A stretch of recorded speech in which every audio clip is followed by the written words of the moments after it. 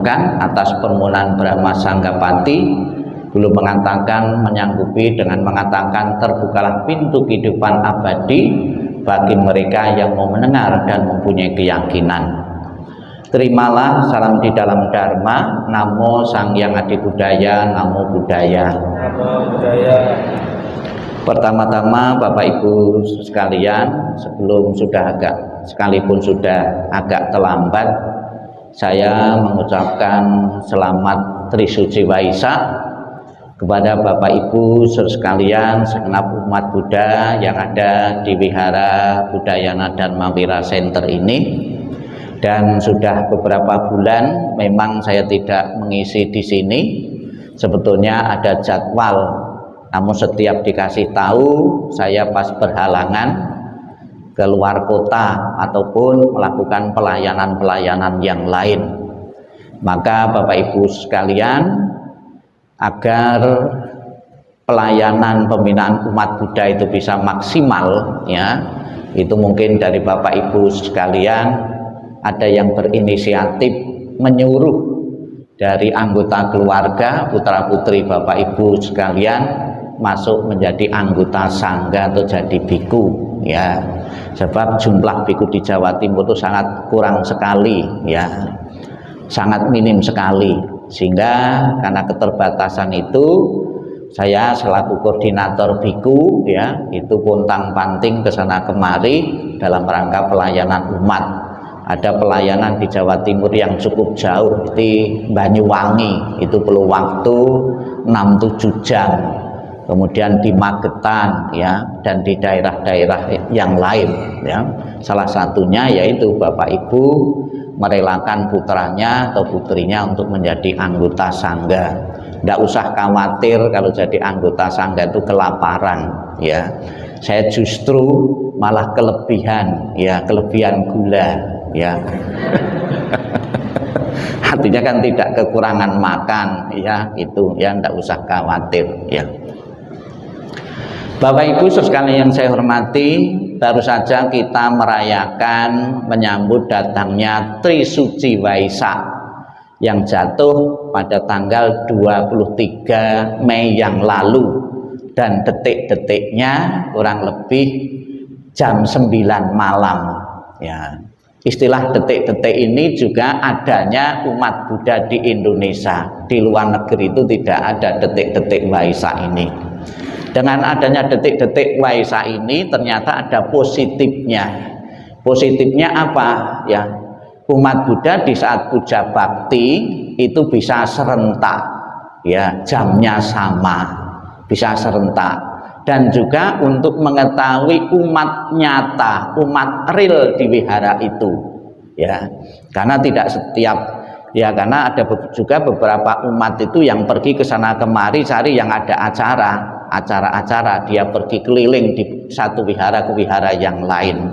Dengan adanya detik-detik Waisak ini di jam yang sama, itu umat Buddha tidak bisa pergi di dua tempat yang berbeda karena detik-detiknya sama. Jadi untuk mengetahui umat real, umat nyata di situ. Dengan adanya umat yang nyata di saat detik-detik Waisak itu, dari tahun terakhir kemarin ini, ya, tanggal 23 Mei itu kita bisa mengetahui umat Buddha di wihara itu ABCD itu seberapa banyak. Ternyata Bapak Ibu, kalau umat Buddha mau berkumpul setidak-tidaknya setahun sekali, itu wihara itu tidak muat, ya. Kemarin saya di Putat itu tidak muat, ya, tidak muat kalau mau kumpul sekali, ya. Ya, ada untungnya juga Trisuci Waisak, 3 peristiwa penting itu, kelahiran, penerangan, wafatnya, itu diperingati di hari yang sama. Sebetulnya aslinya Hari Raya Waisak itu sebetulnya peristiwa itu terjadi di tanggal berbeda, bulan yang berbeda, juga tahun berbeda. Kalau di tempat lain itu diperingati masing-masing. Kalau di agama Buddha 3 peristiwa penting sekaligus di hari yang sama. Kebangetan setahun sekali memperingati 3 peristiwa tidak mau hadir, ya. maka sudah lumayan toh irit ya, kita setahun sekali bisa datang ke wihara, lebih banyak lagi kalau yang lain tempat itu bisa 3 kali ya itu ya. Dengan adanya Trisuci Waisak ini juga sebuah bentuk kebersamaan, sebuah toleransi. Karena aslinya Trisuci Waisak itu masing-masing sekte dan aliran yang berbeda itu memperingati di tanggal yang berbeda, di bulan yang berbeda, tidak bersamaan. Ada sekte dan aliran yang memperingati peristiwa kelahiran bayi Siddhartha itu di tanggal 8 bulan 4, lebih awal dari Trisuci Waisak, lebih awal. Ada yang memperingati pas penerangan itu tanggal 8 bulan 12 Implik. Ada yang memperingati wafatnya Sang Buddha, parinibbana Sang Buddha itu di tanggal 15 di bulan 2. Jadi masing-masing sekte dan aliran ya itu dulu itu peringatannya itu berbeda-beda ya. Kenapa Bapak Ibu sekalian, orangnya sama ya, kok tanggal peringatannya bisa berbeda-beda? Bisa saja tentang kelahiran bayi Siddhartha, masing-masing sekte dan aliran bisa berbeda-beda. Kenapa bisa itu terjadi? Karena bayi Siddhartha itu tidak mempunyai akte kelahiran ya. Kalau punya akte kelahiran patokannya gampang ya. Karena juga tidak meninggalkan catatan tertulis ya. Kitab suci ditulis itu 400 tahun, kurang lebih kan 400 tahun kan 5 generasi itu baru dibukukan, ditulis ya. Kemudian atas kesadaran para pemuka-pemuka agama yang ada pada waktu itu, khususnya di Sri Lanka, berkumpullah sekte dan aliran yang berbeda ini untuk sepakat membuat hari yang sama, hari kebersamaan, yaitu muncullah istilah Trisuci Waisak tahun 1950 ya. Ini adalah satu keberhasilan toleransi di antara sekte dan aliran yang sama, membuat satu kesepakatan. Kemudian kesepakatan yang lain, Bapak Ibu, di wihara-wihara atau pas perayaan-perayaan ada bendera warna-warni. Itu juga tidak gampang juga membuat kesepakatan bendera Buddhis itu ya. Kemudian dipopulerkan setelah Trisuci Waisak tahun 1952, baru serentak wihara-wihara ya itu memakai simbol lambang Buddhis, yaitu bendera Buddhis yang diambil dari warna jasad tubuh jasmani Sang Buddha. Tubuh jasmani Sang Buddha itu mempunyai warna-warna, seperti Bapak Ibu sebenarnya juga punya warna-warna ya. Warna biru, nah, biru itu rambutnya, rambut Buddha itu biru, kebiru-biruan. Kemudian warna kuning kulitnya. Warna merah, bagian tubuh kita yang merah apa? Darah ya. Kemudian warna putih apa? Gigi, tulang, kuku ya. Ya. Kemudian gabungan dari warna-warna itu bentuk itu aura ya, di belakang kepala Sang Buddha itu ada warna-warni itu. Gabungan dari warna-warna itu, itulah kesepakatan dari pemuka-pemuka agama itu sebagai simbol Buddha. Dan juga bendera Buddhis sebagai simbol juga bahwa seseorang, semua makhluk itu mempunyai potensi yang sama, yaitu untuk mencapai kebudaan ya, simbol-simbol itu. Jadi Bapak Ibu, kesepakatan-kesepakatan yang telah dirintis oleh para pemuka-pemuka agama Buddha itu betul-betul sampai sekarang pun masih diikuti oleh khalayak masyarakat Buddhis. Kemudian di Indonesia juga kita bisa melihat ya, ada seorang biku yang bercita-cita sebagai bentuk kebersamaan bagaimana kalau satu wihara dalam satu atap itu kita bisa mempelajari kitab suci yang menggunakan beberapa bahasa, yang bahasa Mandarin, yang bahasa Pali, yang bahasa Tibet, itu bisa dipelajari dalam satu atap. Siapa biku itu? Yaitu Bante Asin Jinarakita. Ya, dia bercita-cita jangan sampai umat Buddha yang sudah sedikit ini terpecah-pecah, ya, karena bahasa yang berbeda yang ditulis dalam kitab suci. Ya, di zaman Sang Buddha juga ada seorang biku, mungkin karena fanatik daerah, fanatik bahasa tertentu daerahnya, mengusulkan agar sabda-sabda Buddha itu hanya dipelajari menggunakan satu bahasa. Tapi Sang Buddha tidak setuju. Silahkan buka buku Puja Baktinya, ya, Romawi 8. Romawi 8. Ya. Jadi teknik Bapak Ibu biar tidak main HP itu seperti ini, ya. Jadi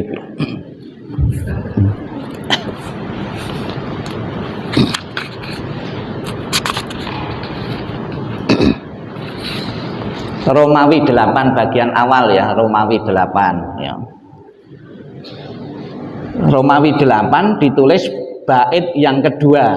Bait yang kedua, Buddha mengizinkan dialek bahasa masing-masing dalam Vinaya 2 halaman 139. Kasus Yamelu dan Tekula menyesuaikan dengan bahasa lokal. Majjhima Nikaya 3 halaman 234 235 menyatakan bahwa lebih penting, makna lebih penting daripada harafiah. Majjhima Nikaya 2 239 itu.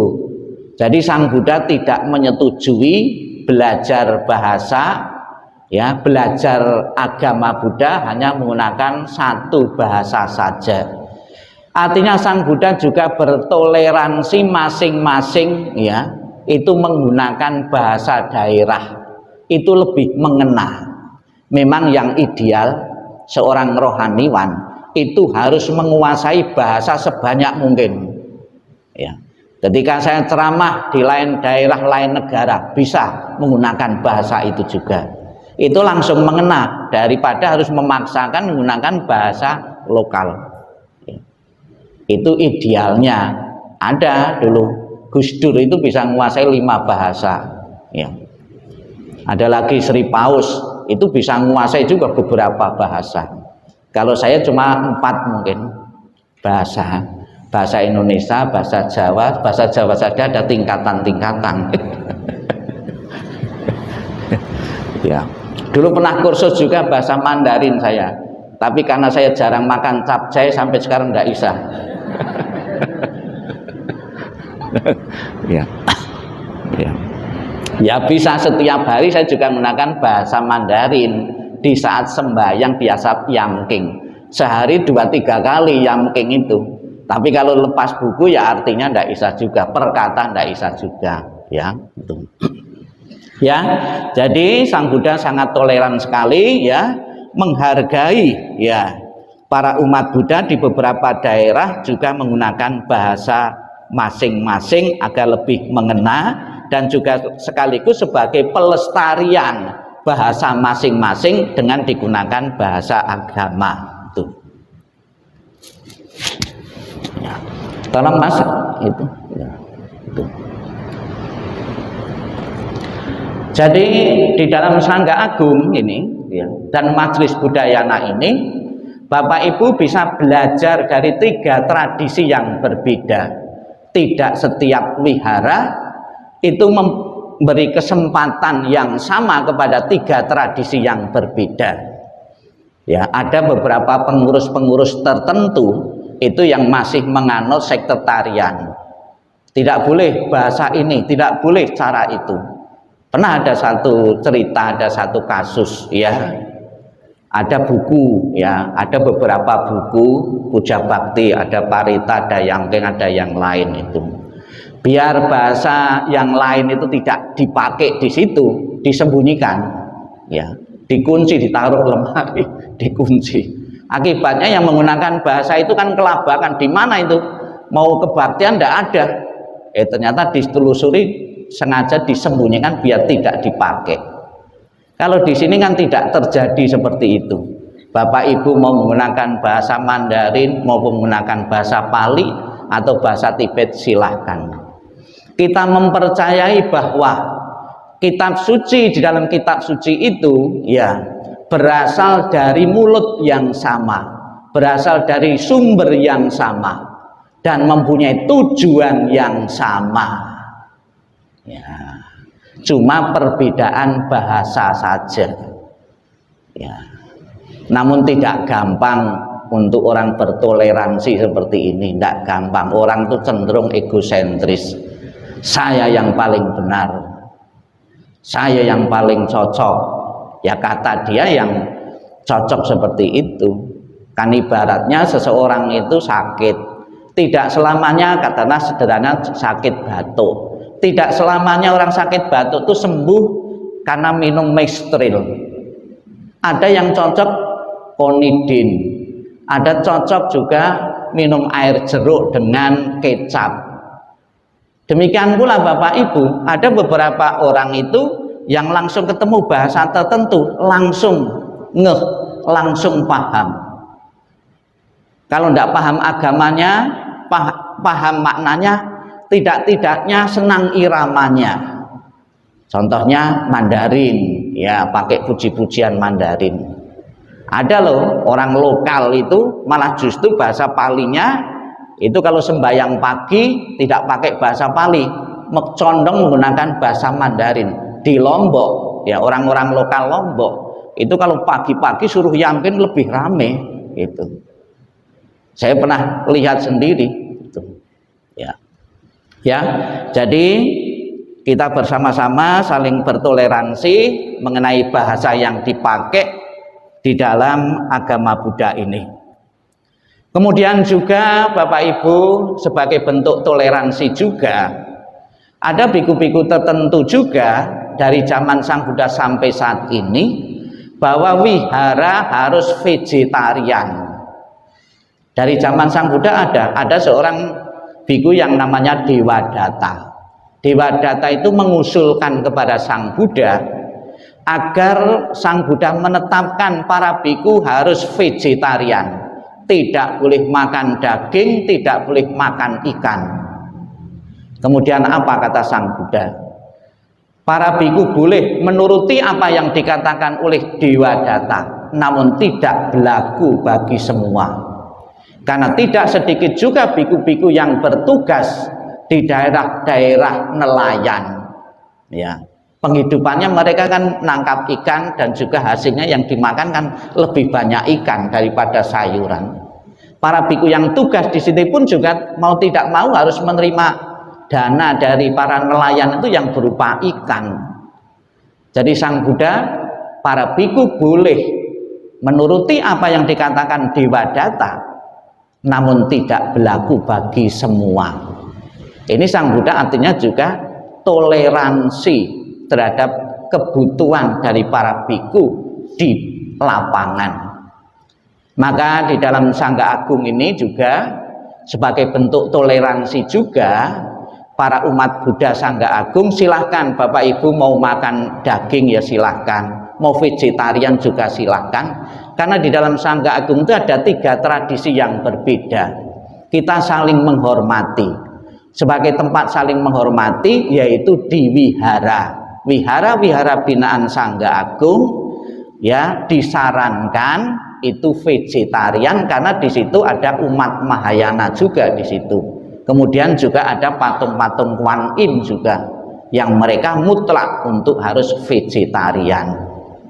Ini idealnya Bapak Ibu. Namun di lapangan ya namanya rasa enak itu sulit untuk dihindari ya. Enak itu sulit dihindari. Mungkin lebih mudah peraturannya itu kalau di wihara tidak boleh makan atau nyayur sayur pare. Ya, itu lebih mudah dituruti karena pare itu pahit, sesuatu yang enak pasti akan nyuri-nyuri kesempatan. Ya, itu. Jadi Bapak Ibu sekalian, tidak-tidaknya Bapak Ibu untuk toleransi beragama dalam lingkup yang kecil, ya, itu di saat dipelihara itu tidak diperkenankan untuk makan dari hewani. Kalau Bapak Ibu mau makan silahkan di luar. Para biku juga seperti itu. Ada beberapa umat pernah kapan hari, jadi ingat besok itu kan Idul Kurban, ya, ya, Idul Kurban. Kapan hari di sini pernah ada pembantu yang masak, itu dari agama lain.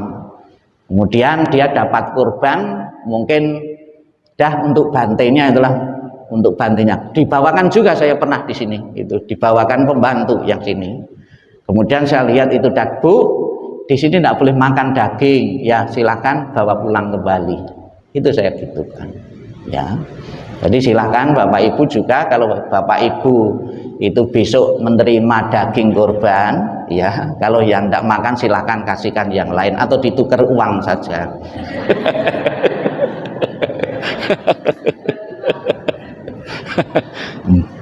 Tapi hati-hati, saya ingatkan, pernah kejadian ya juga. Keluarga saya itu, dalam satu keluarga itu ada 3 agama, ya.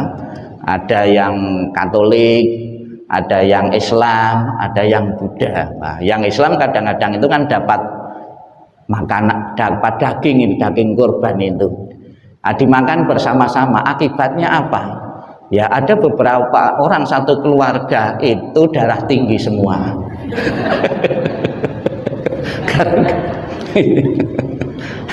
Gara-gara itu, ya, itu. Bapak Ibu sekalian yang saya hormati, kemudian juga sebagai bentuk toleransi juga, ya, bahwa patung Buddha, ya, patung Buddha orangnya satu, ya, kenapa versi patungnya bisa berbeda-beda, ya. Buddha yang betul itu versi mana? Ada kurang lebih 5 versi bentuk patung. Ada Thailand, ada Borobudur, ada Sri Lanka, ada Tiongkok. Yang betul yang mana? Thailand, yang betul. Terus yang lain salah. Kalau yang betul, kalau saya yang mendekati yang model India, karena orang India, ya. Tapi ada juga, saya pernah menemukan satu wihara 5 pertapa itu modelnya itu seperti kepala wihara, ya, mukanya seperti kepala wihara, biku kepala wihara, dibentuk seperti kepala wihara. Berarti orang Jawa ini. ya, jadi Sang Buddha pun juga tidak meninggalkan foto, itu tidak pernah meninggalkan foto. Bahkan patung Buddha itu aslinya itu dewa Apollo dari Yunani. Sang Buddha tidak pernah meninggalkan patung, bahkan objek penghormatan untuk mewakili Sang Buddha itu bukan dalam bentuk patung, tapi pohon bodhi yang ditunjuk oleh Sang Buddha, mengingatkan tentang penerangan sempurna. Jadi ada satu peristiwa ketika Sang Buddha tinggal di Wihara Citawana, itu selalu dikunjungi oleh para umat, memberikan sujud, mendengarkan dharma. Namun wihara binaan itu kan banyak. Sang Buddha pun juga kadang-kadang juga pergi ke tempat yang lain juga. Akibatnya banyak biku-biku, banyak umat-umat itu kecewa, datang mau ketemu Sang Buddha, datang mau mendengarkan ceramah Sang Buddha, tidak ketemu karena Sang Buddha sedang pergi. Banyak yang kecewa, kekecewaan Sang Buddha, umat itu disampaikan kepada Ananda, ya. Kemudian Ananda bertanya kepada Sang Buddha, Sang Buddha, banyak umat yang kecewa mau menemui Sang Buddha tapi tidak ketemu. Apakah ada hal yang bisa mewakili kehadiran Sang Buddha? Kemudian Sang Buddha menunjuk pohon bodhi. Di saat kita menunjuk pohon bodhi, menghormat pohon bodhi, kita teringat akan penerangan sempurna Sang Buddha. Dan juga di bawah pohon Bodhi ini, kenapa bersejarah? Karena Sang Buddha itu bermeditasi selama berjuang itu di bawah pohon Bodhi, bukan di bawah pohon Togi. Ya. Pohon Bodhi setelah mencapai penerangan sempurna, Sang Buddha tidak langsung beranjak, tidak langsung meninggalkan pohon Bodhi, tidak berkedip selama 7 hari, ya, sebagai cetusan rasa terima kasih kepada pohon Bodhi yang telah memayungi beliau selama berjuang untuk mencapai penerangan sempurna. Tidak berkedip artinya serius dan kagum dan rasa terima kasih yang tak terhingga kepada pohon Bodhi yang telah memayungi selama perjuangan mencapai pencerahan. Pernahkah Bapak Ibu sebagai umat Buddha ketika membaca riwayat Sang Buddha membayangkan apabila pada waktu itu Sang Buddha atau Pangeran Siddhartha atau Pertapa Siddhartha meditasinya tidak di bawah pohon Bodhi, di alam terbuka, apakah akan mencapai penerangan sempurna? Kehujanan, kepanasan di tengah lapangan, saya kira tidak akan mencapai penerangan, tapi yang didapat adalah kematian. Jadi betul-betul terima kasih, berkat jasad dari pohon Bodhi ini telah memayungi selama saya berjuang untuk mencapai pencerahan, maka tidak berkedip. Saya harapkan Bapak Ibu sekalian, Bapak Ibu pun sebagai ucapan terima kasih bukan kepada pohon Bodhi, kepada wihara ini. Pernahkah Bapak Ibu membayangkan meditasinya, puja baktinya di lapangan terbuka jam sekian ini? Apakah Bapak Ibu bisa tenang dan nyaman? Tidak bisa. Karena ada wihara ini, Bapak Ibu bisa nyaman. Bukan wihara saja difasilitasi dengan AC. Bapak Ibu biar lebih berlama-lama di sini. Ya.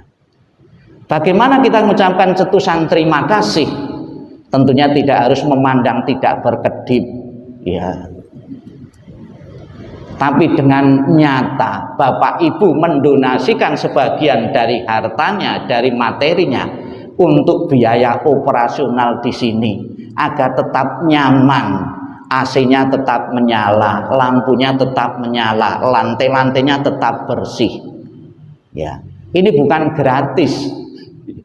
Ya, jadi cetusan terima kasih itu bisa diwujudkan Bapak Ibu dengan berdana paramita di sini untuk biaya operasional ini.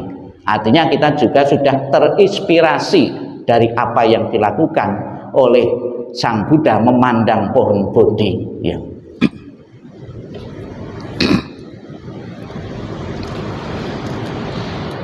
Kemudian juga Bapak Ibu sekalian yang saya hormati, ada satu kata di dalam ajaran Sang Buddha sebagai bentuk toleransi juga. Aku mengajar kamu bukan untuk agar kamu menjadi muridku, tapi yang saya maui adalah perubahan perilakumu. Demikian pula hal-hal yang dilakukan di wihara ini Bapak Ibu. Di sini wihara ini terkenal di mana-mana itu aksi sosialnya, bagi-bagi sembako dan bagi-bagi apa namanya itu nasi bungkus. Saya kalau keliling kadang-kadang saya jalan di kampung itu, anak-anak itu, ya Pak Pendeta, kapan lagi bagi sembako? Ya, keliling di situ, ya. Dikenal luas, ya itu. Ini bukan dalam rangka agar yang dibagi sembako, yang mendapat sembako itu beragama Buddha, tidak, ya. Tapi kalau di intern umat Buddha, Bapak Ibu dapat sembako, dapat bingkisan itu, ya wihara ada pamrihnya sebetulnya. Biar Bapak Ibu rajin ke wihara terus. Tapi kan untuk kebaikan, untuk pembinaan. Jangan sampai menjadi umat Buddha KTP. Umat Buddha KTP itu seperti apa? Saya sering melayani pelayanan kematian. ya. Dan juga sering menerima wisudi ya. Wisudi itu ya, ada beberapa umat itu ingin beragama Buddha, ada dua alasan. Karena faktor memang keyakinan setelah belajar agama Buddha minta wisudi, namun ada juga yang faktor kepepet. Saya sering menerima umat Buddha karena faktor kepepet, karena mau menikah syaratnya kedua pasangan harus beragama Buddha. Nah, terpaksa toh, kepepet peraturan ya. Saya terima mereka, namun juga tidak serta-merta saya langsung senang, langsung wisudi itu. Tetap saya saring. Kalau dari agama lain, tolong, karena kamu dari agama lain dan kamu masih di bawah pengawasan orang tuamu diajak di sini ya, untuk menyaksikan kamu beragama Buddha, masuk agama Buddha. Jangan sampai setelah diwisudi orang tuanya tidak terima, kemudian datang melabrak saya ya. Dikira saya yang bujuk-bujuki orang. Ada lagi di tempat lain, di sekbil yang lain ya, itu harus bikin pernyataan ya, bikin pernyataan bahwa akan menjadi umat Buddha lewat tertulis. Kalau saya tidak lewat tertulis, di saat diwisudi, mau diwisudi sebelum pelaksanaan saya tanya dulu, apakah Anda ingin menjadi umat Buddha atas kesadaran sendiri, tidak ada paksaan dan tekanan dari manapun? Setelah menjawab ya, baru saya wisudi ya. Nah, setelah diwisudi biasanya sebelum jadi manten ya, ada WA tak kirim video, itu masih ngerespon ya. Nanti setelah pemberkatan ya sudah, tidak ada lagi mereka itu, tidak ngerespon lagi. Nanti ngeresponnya setelah salah satu anggota keluarga meninggal. Mereka baru perlu biku untuk sembahyang ya. Namun kita juga di saat sembahyang, di saat kematian itu juga ada bentuk toleransi juga, saya kira. Di saat sembahyang itu yang meninggal satu Buddhis, itu yang meninggal, yang lainnya keluarganya non Buddhis, mau membaca kitab suci Buddhis, mau yangking, mau membaca parita, itu kan bentuk toleran juga sebetulnya. Maka di saat pelayanan saya lebih condong menggunakan bahasa Indonesia, biar langsung bisa dimengerti sabda-sabda Buddha itu oleh keluarganya ya, itu. Jadi kalau tidak ada toleransi, mana mungkin mereka itu mau belajar, mau pegang buku. Saya saja belum tentu ya, kita diajak agama lain langsung bisa pegang buku juga, belum tentu. Tapi orang yang toleransi itu akan menghargai pendapat orang lain. Sang Buddha pernah mengatakan, apabila engkau menemukan satu kebenaran dan kebenaran itu bersifat universal di tempat lain, dalam aliran lain, boleh kamu jadikan sebagai pedoman hidupmu. Misalnya saja, yang contoh kecil di tempat lain itu ada ungkapan demikian, kebersihan adalah bagian dari iman ya. Itu saya belum menemukan di Buddhis itu, kebersihan adalah bagian dari iman. Di tempat lain kan ada itu kan hal yang positif ya. Kalau kita mempunyai iman, ekspresi iman, praktek iman itu ya melalui kehidupan sehari-hari dengan orang lain. Menjaga kebersihan lingkungan, kita telah menjaga orang lain juga, menjaga diri kita sendiri juga. Itu kan sebuah kebenaran universal. Itu.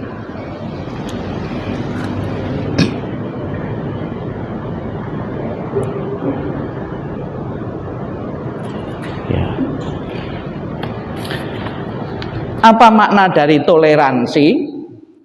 Toleransi ini mempunyai 4 hal positif, tolong diingat. Yang pertama, menahan diri. Ada istilah menahan diri. kemudian sabar, yang ketiga membiarkan orang berpendapat lain, kemudian berhati lapang terhadap orang-orang yang mempunyai pendapat yang berbeda, menahan diri.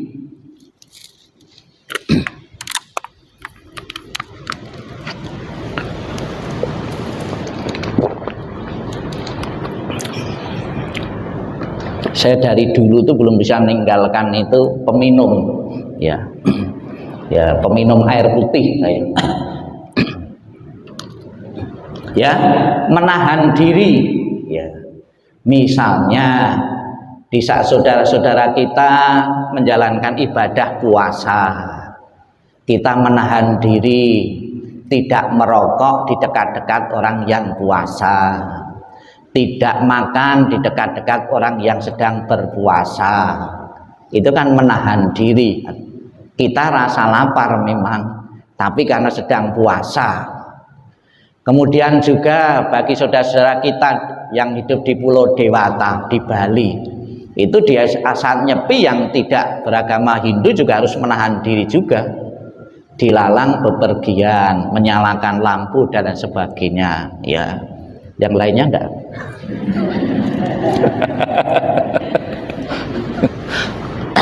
Ya. Kemudian sabar, ya. Nah, ini juga satu bentuk toleransi.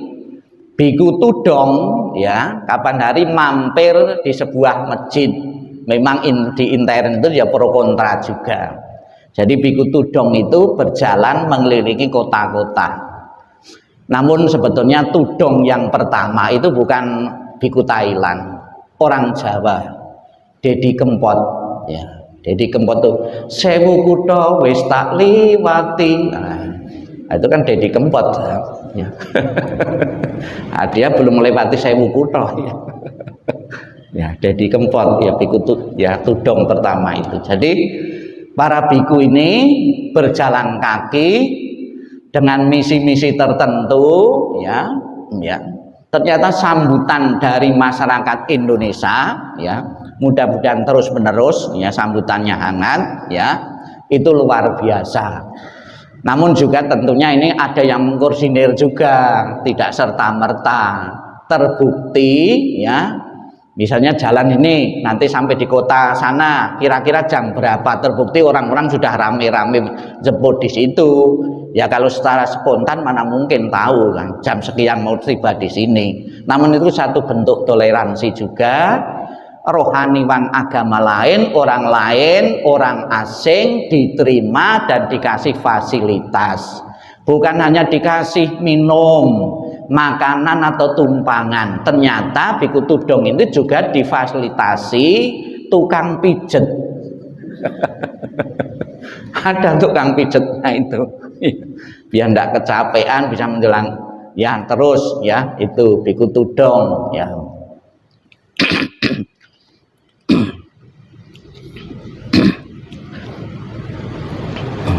Apakah biku tudong itu termasuk menyiksa diri? Ya, kemungkinan iya, ya, menyiksa diri juga loh. Sekarang sudah ada fasilitasi transportasi lengkap, naik pesawat, naik bis, naik sepeda motor kok jalan kaki panas-panas, ya.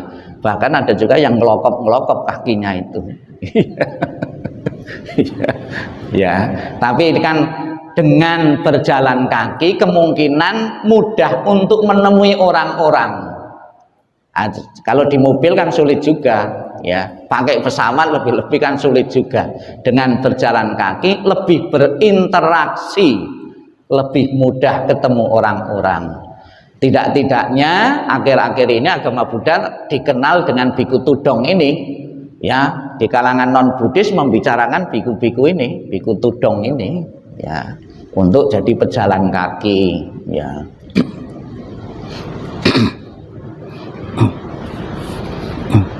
Saya juga sering jadi tudong ini. Saya tiap pagi sore itu muter-muter wihara ini juga.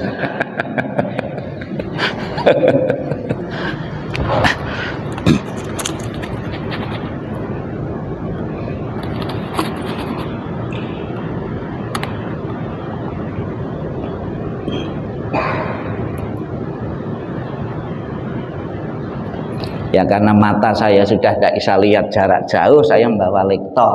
Sebetulnya praktis juga kalau saya bisa membaca jarak jauh. Karena mata saya itu saya halangi dengan kacamata ini, ya. Ya. Ya. Untuk menggemakan toleransi, ya, itu ada hari khusus yang dijadikan hari toleransi, ya. Hari toleransinya tanggal 16 November, ya, untuk menggemakan toleransi, ya. Ya, ada beberapa juga di tempat-tempat tertentu kesulitan untuk membangun tempat ibadah, ya. Ya, ada beberapa peraturan-peraturan itu, yang tapi ada yang mengatakan peraturan-peraturan itu juga membatasi toleransi juga, ya. Ya. Ini ada beberapa, ya, keluarga-keluarga, dalam satu keluarga itu terdiri dari beberapa agama, ya. Itu. Jadi pernah saya alami dalam keluarga sendiri, ya. Itu di saat tidak ada yang muslim, kita masaknya bebas, babi barang itu kalau pas Natal, ya, itu bebas. Tapi begitu ada keluarga yang muslim, ya babinya disembunyikan dulu. Kita menjaga, ya, itu. Kemudian juga ucapan, ya, kakak saya yang beragama lain di saat saya merayakan Waisak mengucapkan selamat Waisak. Yang adik saya yang muslim merayakan Idul Fitri, saya pun juga mengucapkan Idul Fitri, ya, dalam satu keluarga, ya. Ya, ini adalah salah satu contoh, salah satu desa di saat merayakan Waisak yang muslim pun datang, ya. Biasanya datang di dekat wihara, nah, kemudian mengucapkan selamat Waisak. Demikian pula yang muslim di saat Idul Fitri juga ada yang berbaris, ya, sama-sama mengucapkan Trisuci, mengucapkan Idul Fitri, ya. Ya. Saya pernah bertugas di salah satu wihara yang bersebelahan, ya, ada 3 di situ, ada 3 tempat ibadah yang berbeda. Yang berdana tanah untuk 3 tempat ibadah ini orang yang sama, yaitu umat Buddha, mempunyai tanah luas, ya. Yang wihara berdananya tidak tanggung-tanggung, ya, 1 hektar dikasih untuk wihara. Kemudian yang pura kurang lebih setengah hektar, yang masjid 1 hektar. Itu perlu dicontoh Bapak Ibu, kalau punya 10 hektar bisa 1 hektar 1 dadakan, ya. Nah, kalau di luar Jawa memungkinkan gitu, karena orang punya tanah itu ribuan hektar, kalau ya ratusan hektar kalau di luar Jawa itu, ya. Ini waktu saya tugas di sini, ya, saya di wihara, ya. Pasca Icapnggu, ya, yang Hindu, ya, itu sembahyang mereka kan juga pakai makanan-makanan juga. Setelah selesai saya sering diantar habis sembahyang itu, ya, sekalipun bau juga, makanan itu bau dupa, ya, karena dupanya memang menyengat sekali, makanannya itu bau dupa, ya.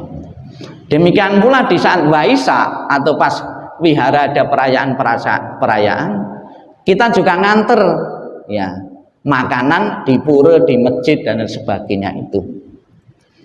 Kemudian kalau kita mau pergi, ya, wiharanya kosong, saya titip kunci, ya, titip kunci di pura. Demikian pula dari pihak pura kalau mau pergi juga titip kunci. Tidak ada rasa takut kalau saya titipi kunci nanti buka sembarang di wihara itu, karena kita sudah saling percaya. Itulah enaknya Bapak Ibu kalau kita punya toleransi. Nah, suami istri saja kan ada juga yang nyeleneh, ya, kuncinya tidak dititipkan pada suaminya atau istri, titipkan orang lain. Takut kalau dititipin nanti sembarang dibuka.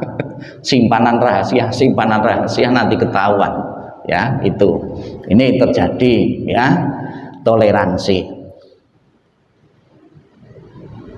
Nah, ini yang paling dekat dengan kita. Siapa yang belum berkunjung di ini? Di Royal.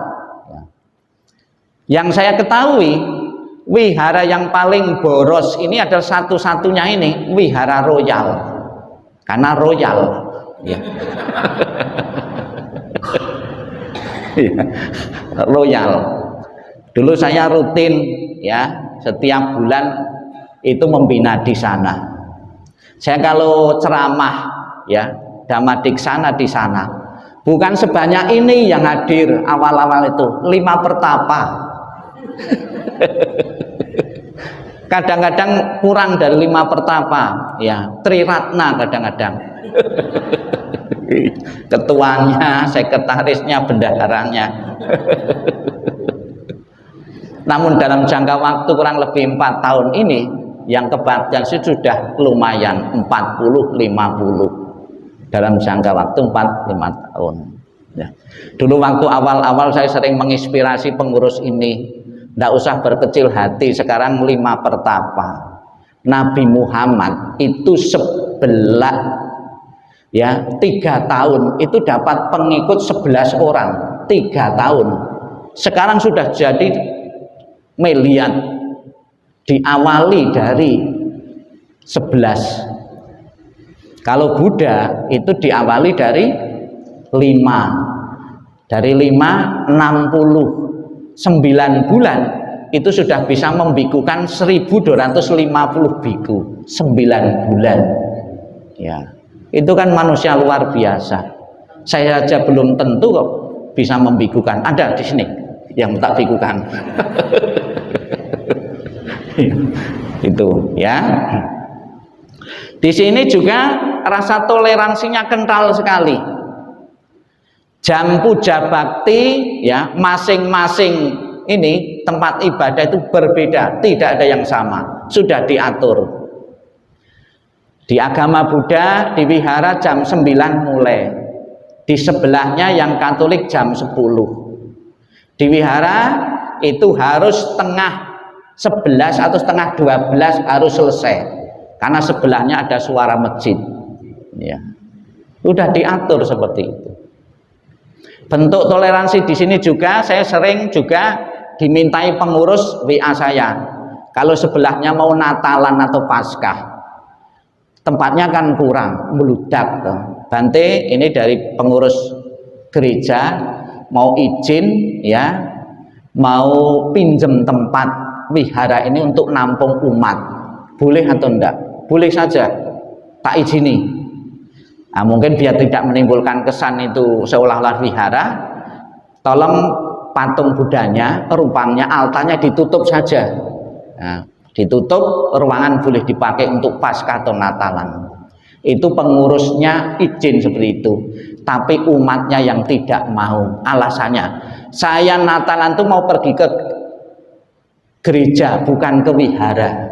Ya, ada yang ya Natal kan sembahyangnya ke gereja atau bukan ke wihara. Nah, kalau dia numpang di situ kan berarti kan pergi ke wihara, malah waisaan ini.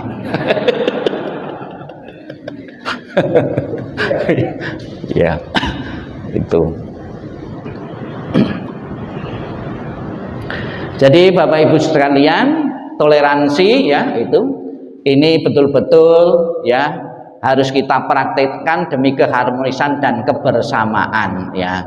Sekarang ya banyak sekali kota-kota, daerah-daerah yang lain itu juga akan membuat di tempat yang sama ya, tempat-tempat ibadah yang berbeda.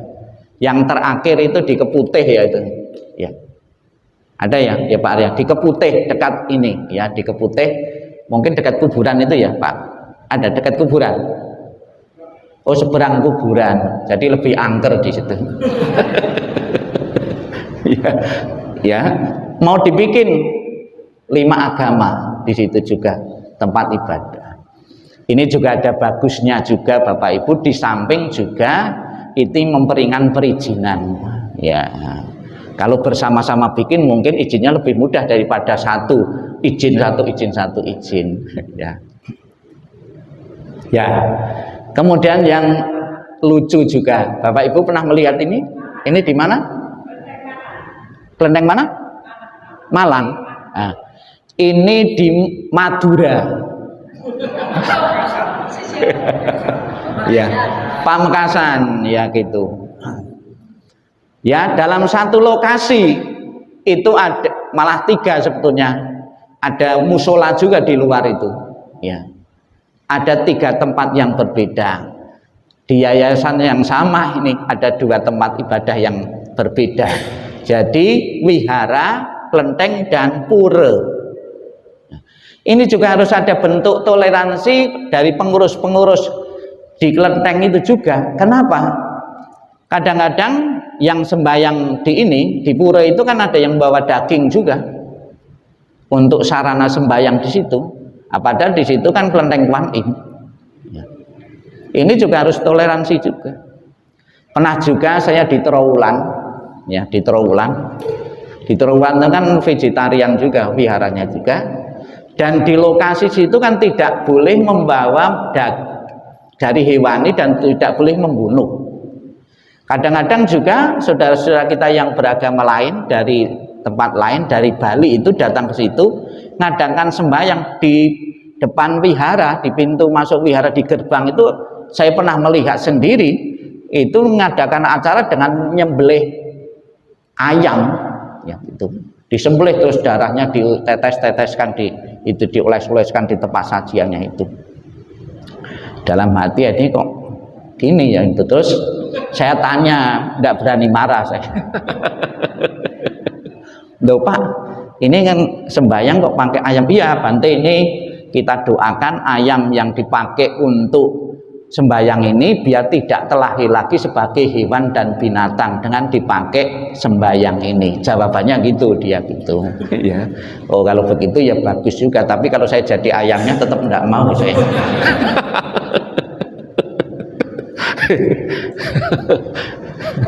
Ya, ini bentuk toleransi juga ya dalam satu tempat ya. Ini juga mempermudah perizinan juga ya, pisan dompleng. Ya, ini pura. Ya, ini kita lihat juga bentuk toleransi. Ya, ada seorang siapa ini? Biksu, ya ini biksu, ya di saat bulan puasa itu memberi bingkisan untuk saudara-saudara yang beragama Muslim, ya untuk buka puasa, ya sekalipun yang dikasih tentunya ya belum tentu puasa juga,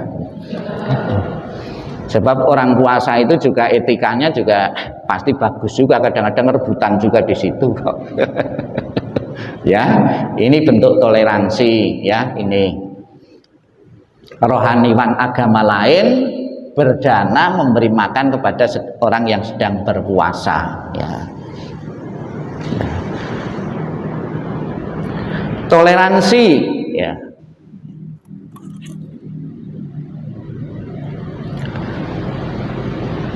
Ini dicontohkan di dalam kitab Suti Buddhis ya.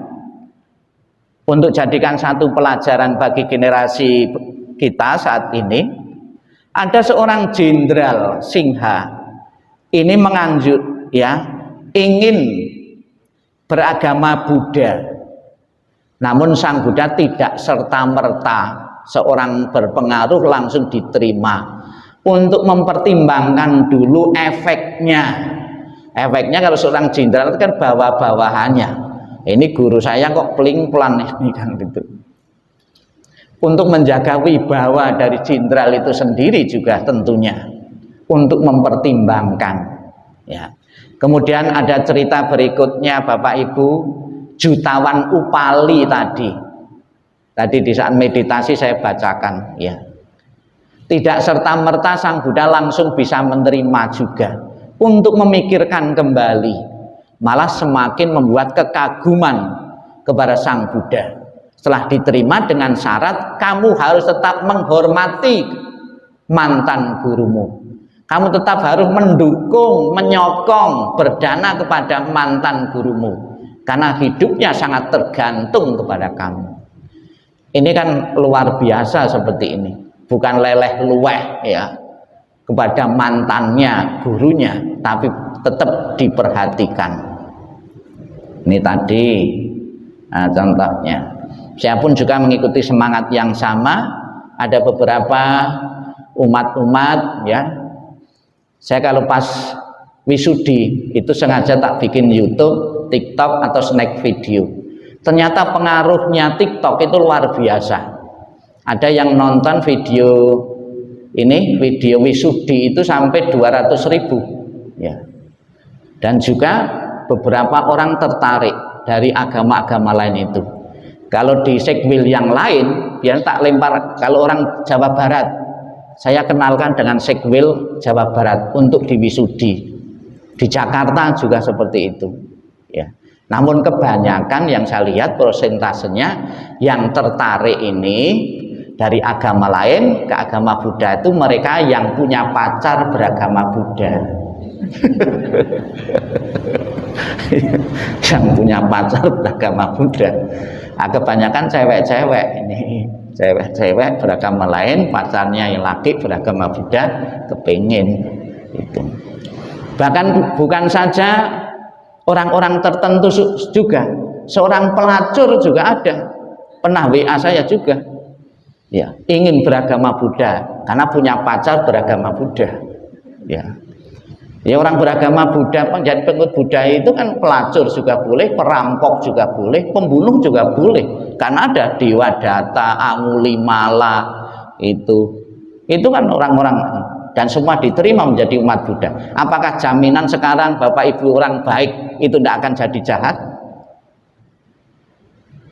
Kan tidak ada jaminan juga tuh.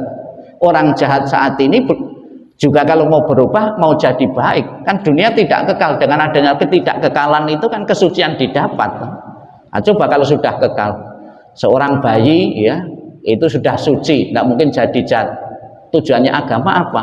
Justru ada agama itu untuk merubah keadaan ya. Orang jahat pun, Angulimala seorang pembunuh pun akhirnya menjadi seorang biku dan bisa mencapai kesucian juga ya. Ya, ini ada beberapa ya. Kemudian juga yang menarik Bapak Ibu, ada yang tidak terus terang atau kehati-hatian dengan sosial. Bante, saya sudah sering mempelajari agama Buddha, sering mendengarkan YouTube. Saya tidak mengatakan saya mau beragama Buddha ya, karena masih terlalu peka ya. Saya ingin nama Buddhis ya. Saya ingin nama Buddhis. Bolehkah Bante saya dikasih nama Buddhis? Tak kasih juga untuk merubah KTP-nya itu. Sebab kalau mereka mau mengatakan saya mungkin sahad, ini istilah berlindung itu kan dengan sosial, nanti dapat sanksi sosial, tidak disimpatiki dengan lingkungannya kan bisa. Dia penuh kehati-hatian karena tinggal di lingkungan yang bukan Buddhis. Itu saya temui ada beberapa juga yang minta nama Buddhis ya. Ya.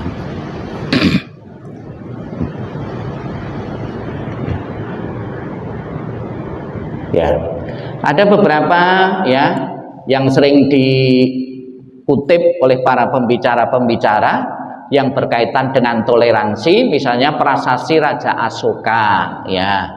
Ini kalau kita menghormati, jangan mencela agama lain, dengan mencela agama lain berarti kita telah mengubur agama kita sendiri. Ini prasasti dari seorang raja. Tentunya ini bisa dikatakan hebat, bisa dikatakan tidak. Karena raja itu kan pemimpin politik. Pemimpin politik ini pasti akan merangkul semua dengan bermacam-macam cara. Salah satunya dengan ini, agama ini. Bahkan pemimpin politik saat ini juga sama saja sebetulnya ya. Bupati, gubernur, presiden pun juga akan akan merangkul semua dengan menggunakan kata-kata ini. Karena seorang raja kepingin merangkul semua ya, itu. Ini kemudian Dalai Lama. Nah, Ini juga mempunyai kata-kata yang mengandung toleransi. Kemudian dari Sang Buddha sendiri, ya, karena keterbatasan waktu, Bapak Ibu sekalian, pembahasan tentang toleransi saya akhiri. Namo Sang Hyang Adi Budaya, Namo Buddhaya.